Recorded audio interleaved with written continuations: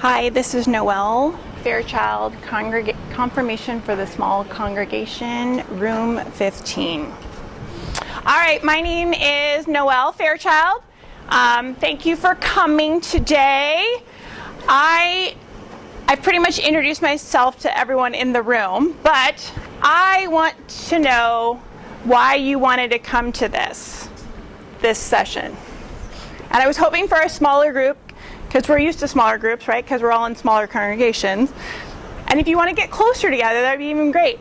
But if you want to just share, what were you kind of hoping? Why are you here? Why did you pick today's session? I'll go first, please. Thank you. I am Patrick Rooney. I am a pastor in the Portland area, and I'm new to my congregation still, thanks to the pandemic. And I'm in an opportunity where I kind of confirmed the last group of middle schoolers, and the future is more staggered in smaller groups, and it's like, okay, well, there's an opportunity to reimagine the whole thing. Okay. So. Similarly, I'm fairly new to my congregation, and the confirmation age kids that we had all did that during vacancy, basically. Okay. And so the next group up is several years removed from the previous group, and so kind of just reimagining, figuring out what we want this to look like, what we want to do. Okay. Pastor Marco from Orlando, and Matt and I we started the church 10 years ago, and so we're just trying to figure out what's next, kind of reimagine, because we do have gaps, we don't have anybody that age. Yeah. How we streamline it, how we help it, make it better. So, Okay. David Jander, I pastor a small church up in Minnesota. And the first year I was there, we had 2 confirmations that happened 2. And then last year I had 3. This year I'll have 4. So we're increasing, but I'd like to see it increase a little faster. Yeah. But I also feel like the challenge is, how do I really get that kids and get them engaged with this? You want some help? Yeah. Yeah. All right. Thank you for being here. Christy? I am Christy Jacobson from Fresno, California, and I am learning what confirmation is. I'm teaching confirmation. So, I mean, I know the catechism, but and we have a small church. I have 6 in confirmation. And my husband is a pastor at 2 small churches as well. And Both in Fresno? no, in Selma and Lake Brothers. Okay. So it's one of those, yeah. And he had 2 this year, and the parents are doing it. Because but it's part of living out of town Okay. and living further away. So what do you do? What do you do? All right. Let you guys go. I'm Pastor Brett in a small town just outside of the Moorhead area in Sabin, Minnesota. I have my niece Emily, and then one of our Sunday school teachers, Emma, with us. And I'm always trying to look for new ways of doing confirmation and it being a smaller setting. And kind of just engagement. How do we make them feel engaged and make it a lifelong process? Okay. Do you guys want to say anything? I am serving in Southern California. I'm a confirmation nerd. I love it. I'm really interested in confirmation as part of an overall discipleship strategy for parents and kids, and love to listen. Right.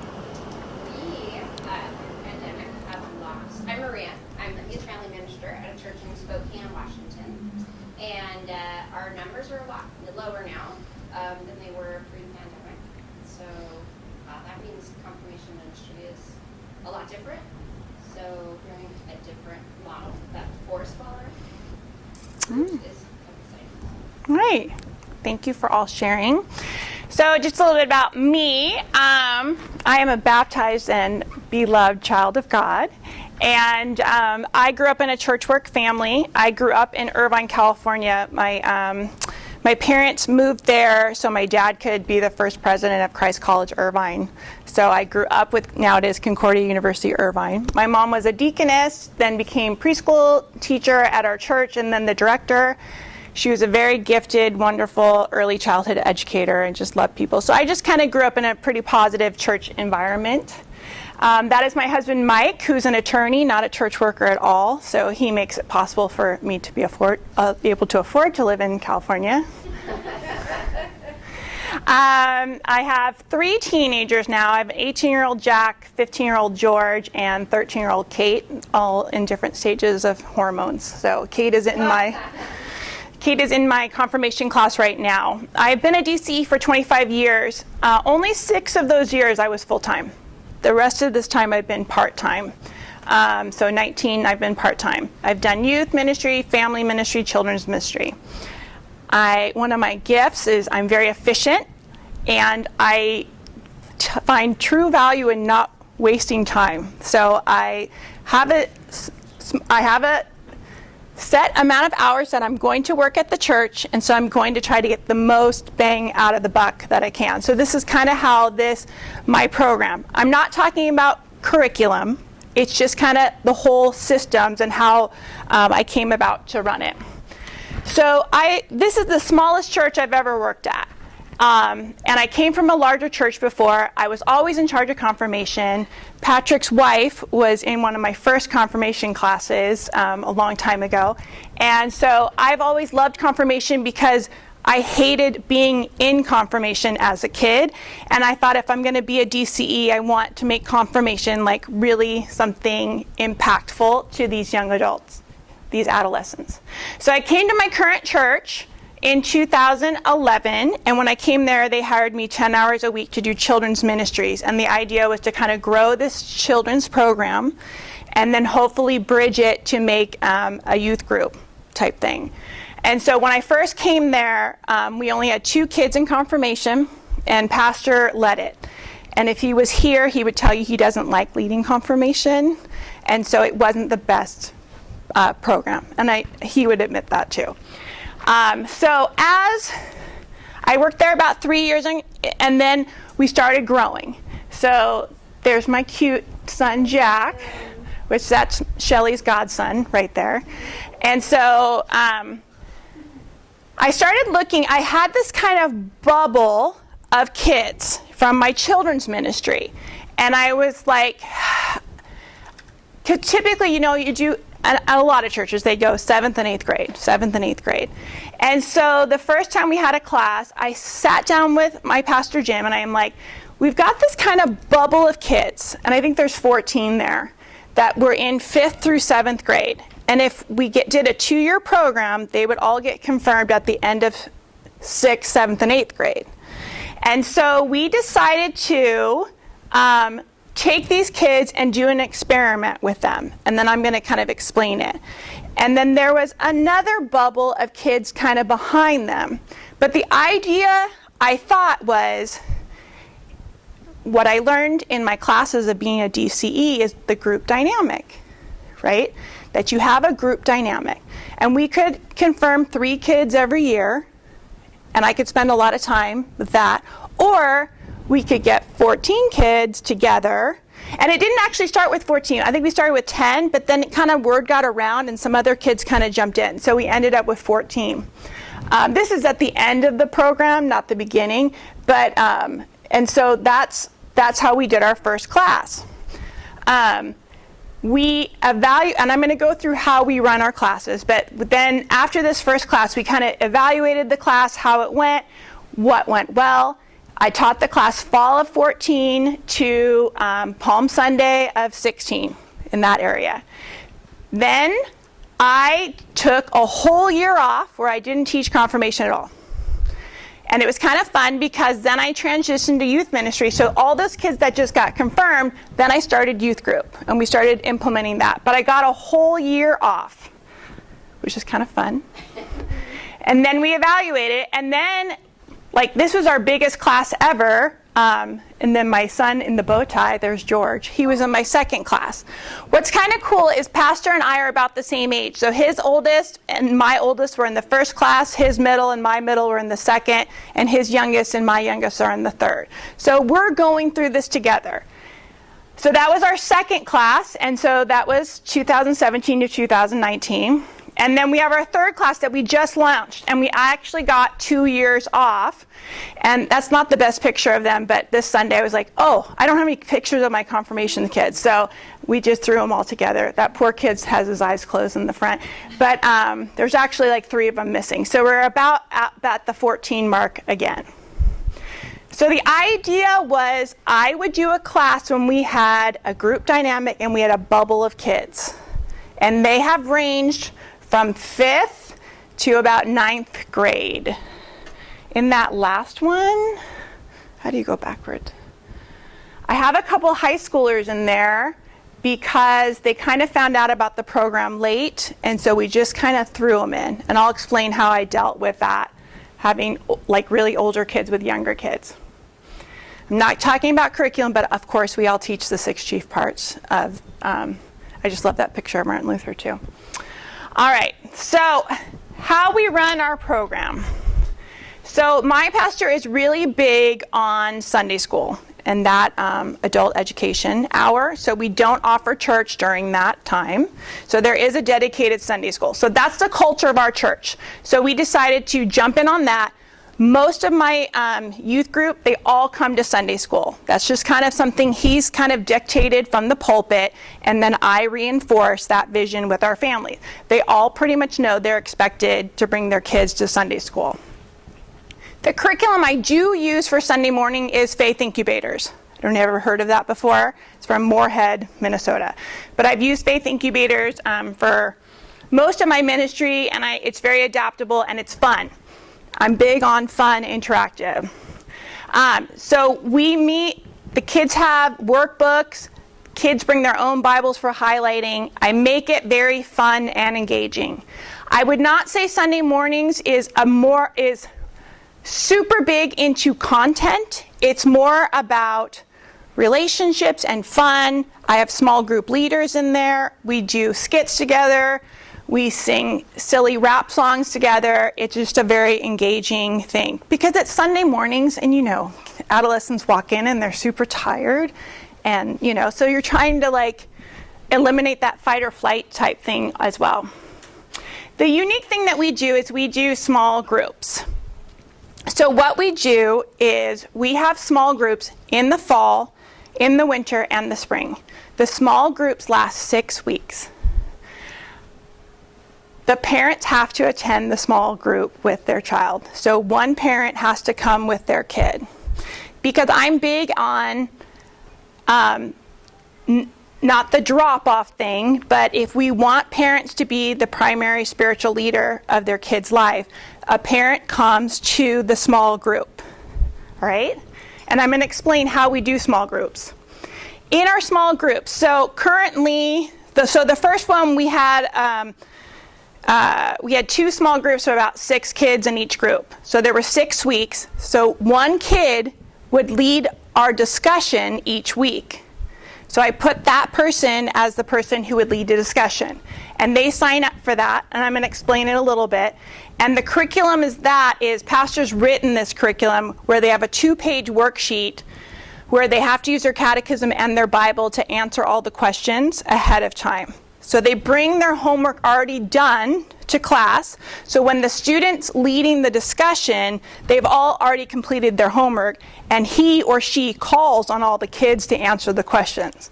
And they all kind of know that. I'll come back to this, but... You said that's a parent leading each one? No, it's a kid.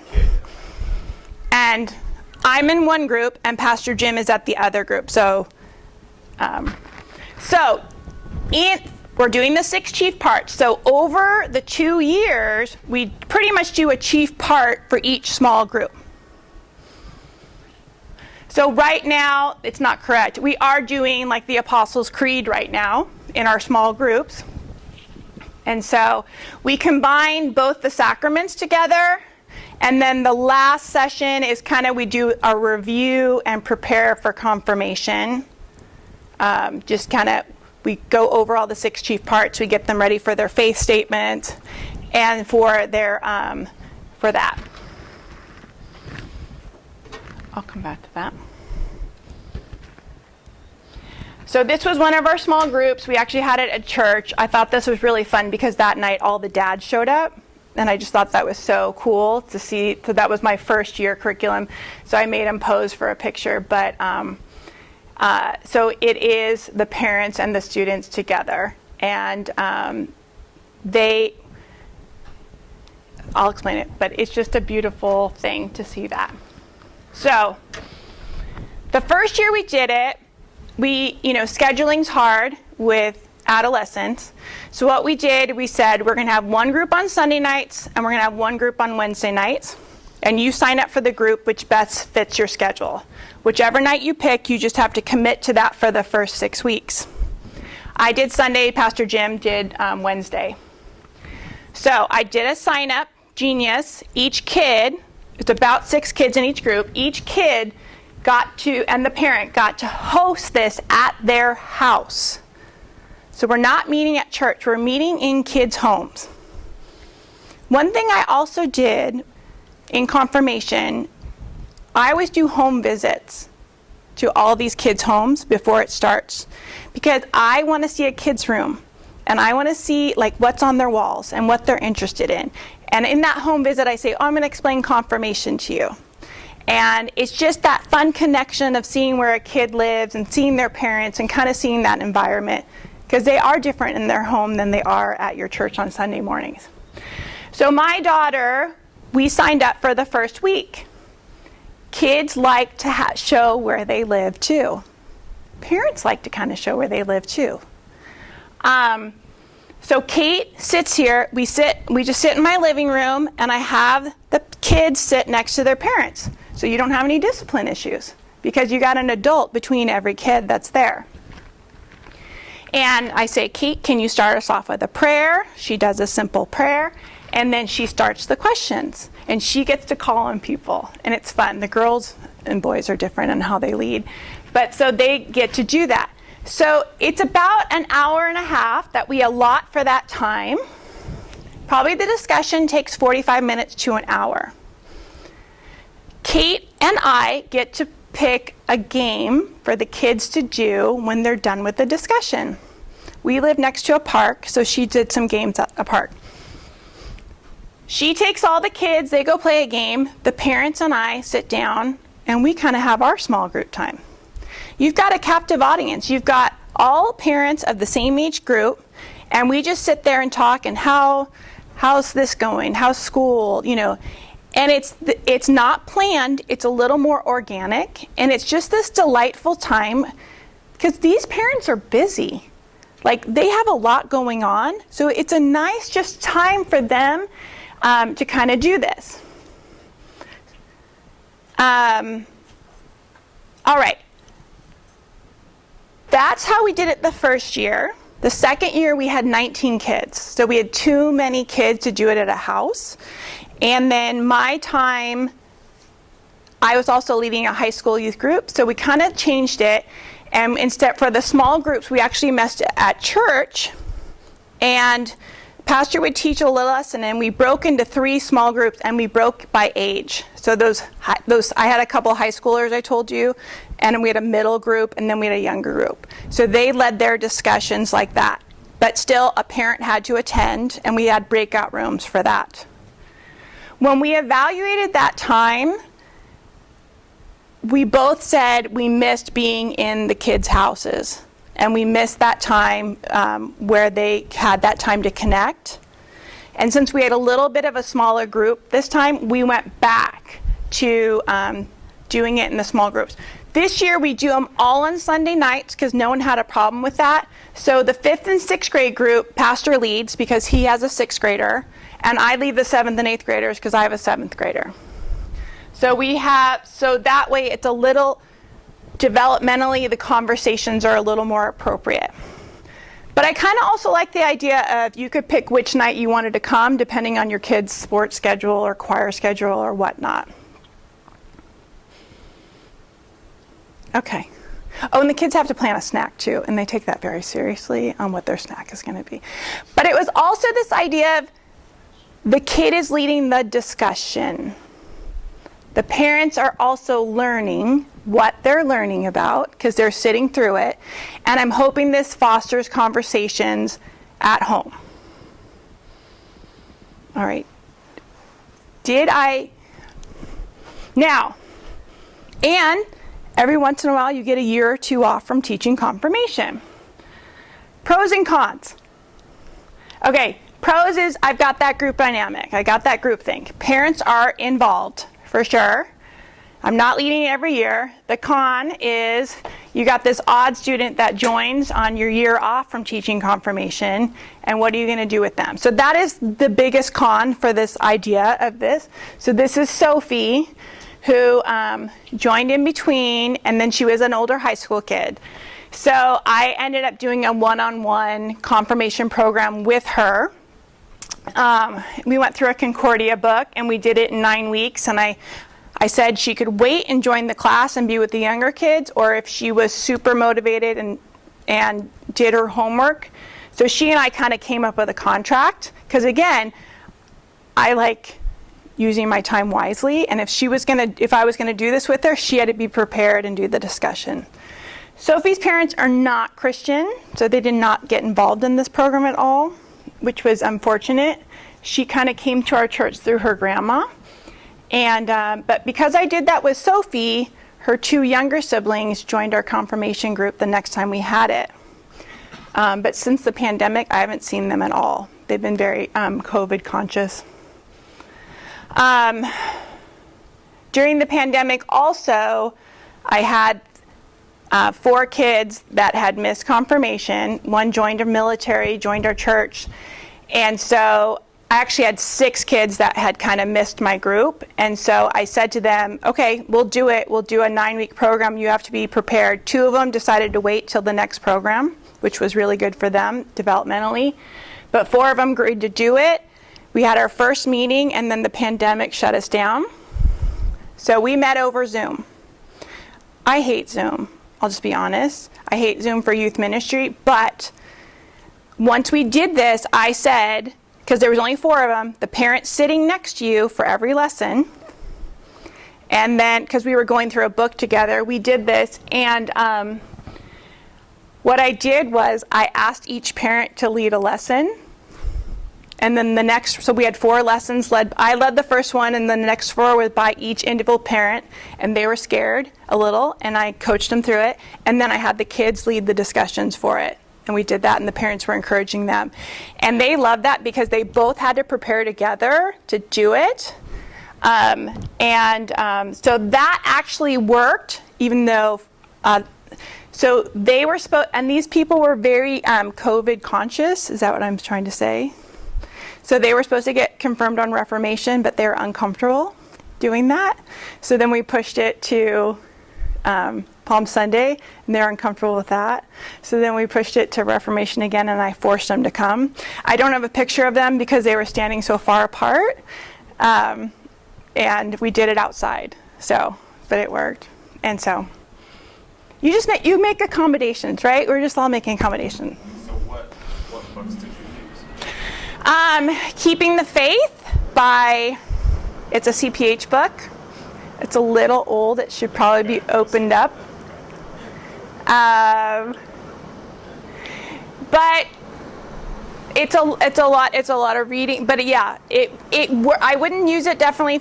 These kids were older, they're more high school age, because it was kind of my old one. If you have a suggestion of another one, I would love to hear it. But you have a suggestion? Yeah, well, just that Concordia Publishing has been updating its confirmation curriculum, and has worked with, at least NABC and local pastors have been able to look at it, make suggestions, and some of their stuff is really great and very innovative, and they've really brought a better, they've already taken great material and made it better, so you should check that out if you'd like. Did you say that again? Yeah. Oh.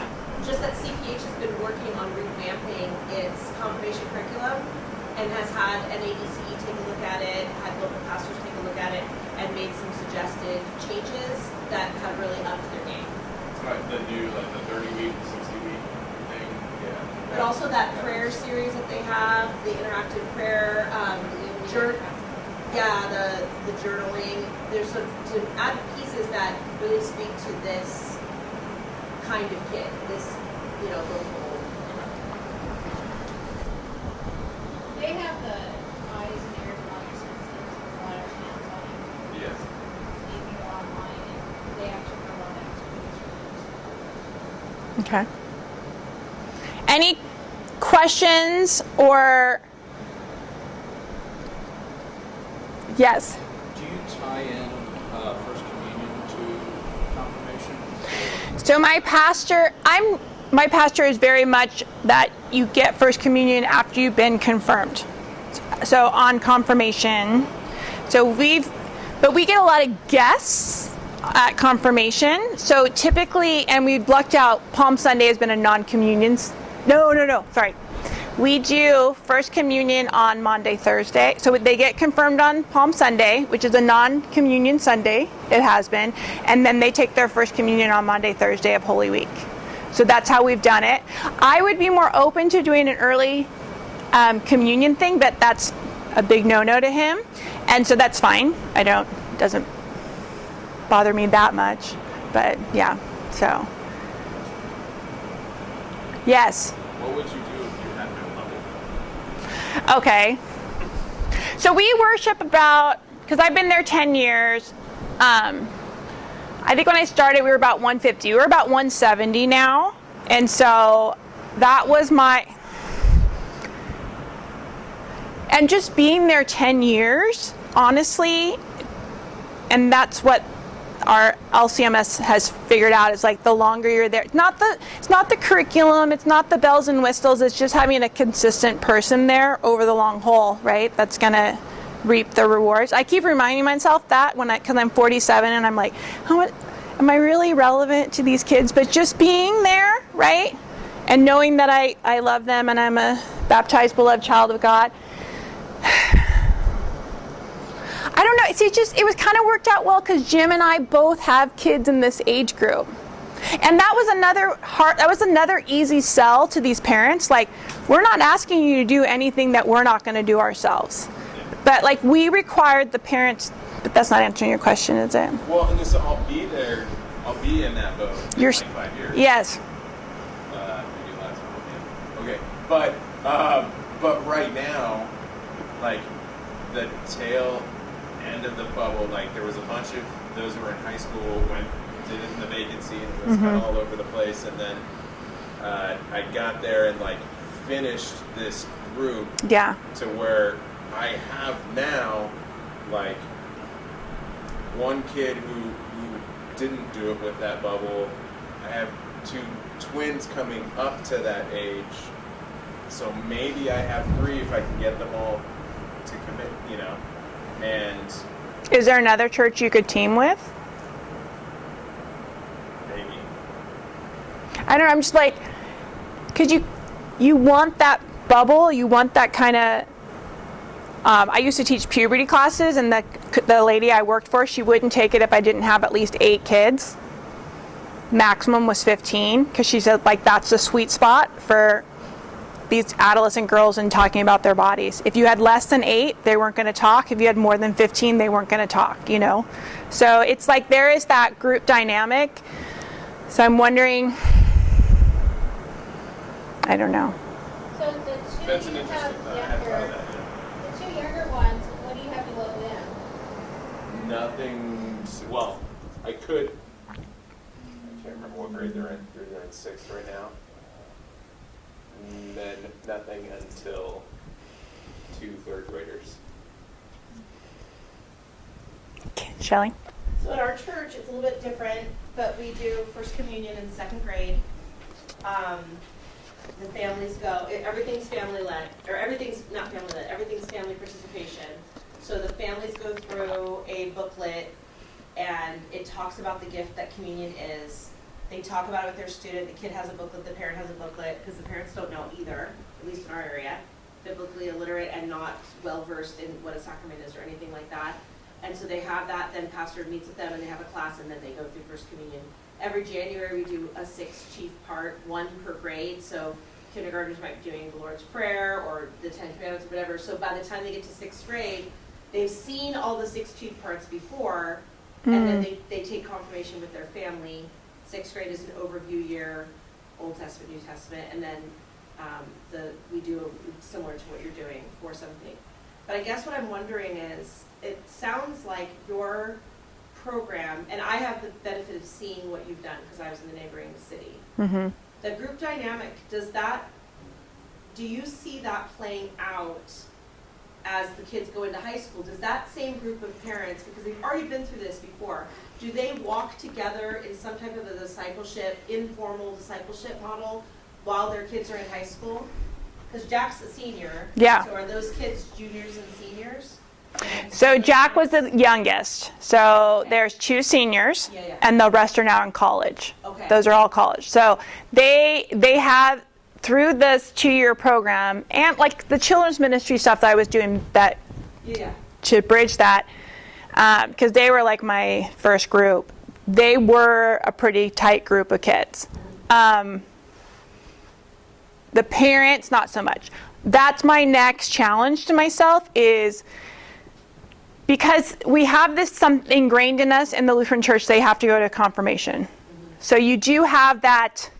When I say the parents have to go, I did not get a lot of I didn't get a lot of resistance to this, and also I didn't really make it like an option. It was like, this is how we're going to do confirmation, and I kind of explained to them, like, it's important for parents to be there. It's important for you to learn what they're learning. So I would kind of educate them, and I also did that when I was doing my home visits in their homes and kind of explaining the program.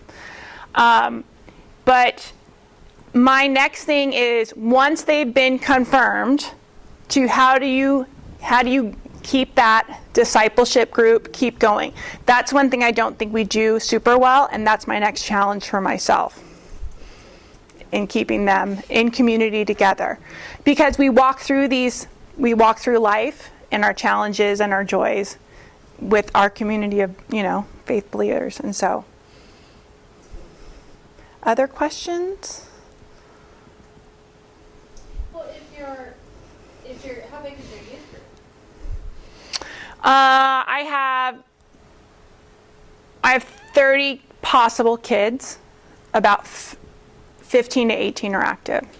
You're still Yeah. seeing each other. Mm-hmm. So it's not, Yes, we still have programming. Yeah, we still have programming and whatnot. We don't have intense programming with the parents, because, again, I'm 20 hours a week, so I'm trying to, yeah. and it's not going to be forced there. Yes, yeah. And we do a lot of reevaluations and evaluating programs and what's working, what's not. And I'm really happy we've gone back to meeting in the homes again. Now I have kids in my youth group. I have twin boys from Ethiopia who arrived in our country right before the pandemic, and their apartment, we literally can't meet in their apartment. So they have they have a clubhouse in their apartment. I have the Concordia professor who lives on campus with his family, so Concordia didn't really want us on campus, so we meet like in a park near our church. So you can kind of adapt it. So some families can't host it in their home, so you create other places for them, but they still lead the discussion, they still bring the snack, and they still lead the game. And they take it very seriously. And I love that, and they're like doing the discussions. I'm just there to kind of, sometimes they want to get through it really quickly, and then I try to expand the questions. Our pastor's a funny guy. He thinks he's very funny. So he always starts out with like these would you rather questions, and we make everyone answer the would you rather, even the parents. And sometimes that lasts like 15 minutes. It's really interesting. Like, there's this one dad named Jay, and I always say what I would rather do, and then he gives the explanation for the opposite one. I'm like, I changed my mind, Jay. You've just changed my mind. I don't know how you did it, but yeah. So it was, amazing because we had a family join our church from another conservative Lutheran church in our area. And I remember her sitting there in someone's living room, and all the kids were playing in the other room, and all the parents were sitting and talking. She's like, I really get why, like, she's like, I get why you do it this way. Like, this is like really lovely. I can just sit here with a cup of coffee and talk to other parents, and all the kids are having fun, and they're leading themselves in the next room. Now, sometimes the kids make us do the games with them, which is also kind of fun too. But we do whatever, because it's their night. We're in their house. They did it. And so. All right. Yes. How do you, oh, sorry. Go ahead. Go ahead. No. How do you break it up as far as if you have basically 4 grade levels? Yes. Give or take. This year I do. Yeah. So, and what I remember seeing down there was that you have a 2-year program. Yes. So if they're starting in 5th grade, are they confirmed after? At the end of 6th grade. Oh, okay. And is that what allows you to do the 1 year off? Or how does that, because that's what I'm trying to wrap my head around, because right now I've got kids pretty much every year. Oh, do you? I'm like, oh, how do you do it at 1 year off? That would be really nice, but. Well, but you'd have to So if you- bunch them together to that cohort. And that's You what could do like 6th, 7th, 8th, or 7th, 8th, 9th, and then take a break, a year off, and then the next 3 grades, you know what I'm saying? Like, So you do, it would be like 2 years and then a break. Mm-hmm. Year. Okay. you get a break year. Unless you get someone that transfers to your congregation. That's the only con that I can't figure out how to not do it. Even with the transfer, though, if they're willing to wait for the next group, Yeah. that, as you said, the idea behind a cohort is that you do build this mentality of group cohesiveness, and you understand each other. And you know, well, that's the guy who's always going to bring up this random stuff. Yeah. You know, and so it's, yeah. There's always that guy. Well, and generally, if it's somebody that, you know, I'm sometimes that they're guy. you're only going to do it one-on-one if they're older. And so it's basically like doing an adult conversation in a sense. So you're okay doing it in 9 weeks. Since there's more of a, Yeah. it's going to be deeper, and you're going to have as much of the questions and stuff. Yeah. that you're gonna have with the Because Sophie was a junior in high school, and I didn't want her to wait a whole year then to join a bunch of 6th graders, you know, like, and she was very intelligent, and she worked hard. And you might lose her if you don't do it. Yeah, I kind of have lost her, but I'm hoping she comes back. Have it in there. Yeah. And with the 6 week and then break and then 6 week. Oh, and that's another, thank you for saying that. So we start in September, right? And then we're kind of done in October. Depending on if there's any like holidays, that's not usually a big deal.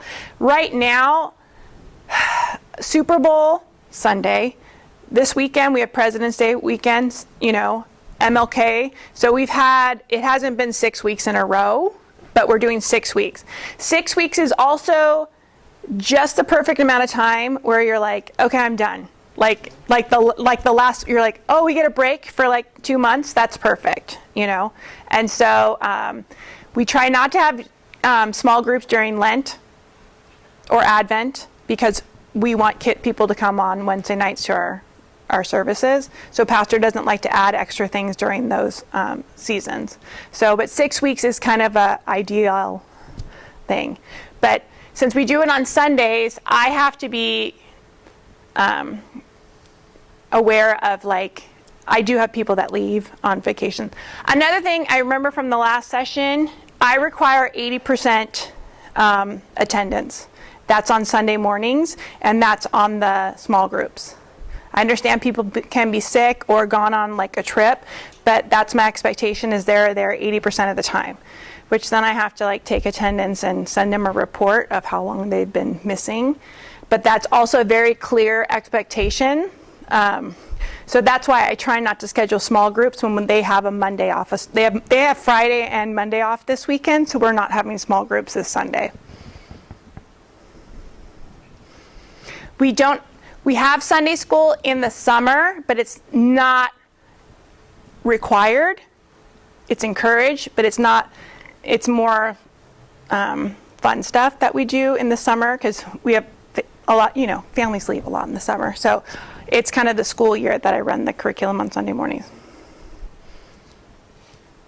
What I teach on Sunday morning correlates to what we're doing on Sunday night. So we're doing Apostles' Creed on Sunday morning. We're doing Apostles' Creed on small groups. Right? Any other questions? So how does it work with visitors coming Sunday morning? They just come to class. Well, because I told you it's like that fun, interactive stuff. They can just jump right in, no big deal. Yeah, because I have kids that they'll bring their friends, which is great. I want them to bring their friends, and then we'll just throw them in. And I have added kids to confirmation, but then I did a home visit and explained it to the parents, and some have said yes, and some have said no, we're not doing that. But it's also we have to explain our Lutheran why we do confirmation and what it is when I get people that are outside of our church body. But that's a great opportunity for us to share why we're uniquely Lutheran as well. All right. Okay, I'm done. I don't have anything else.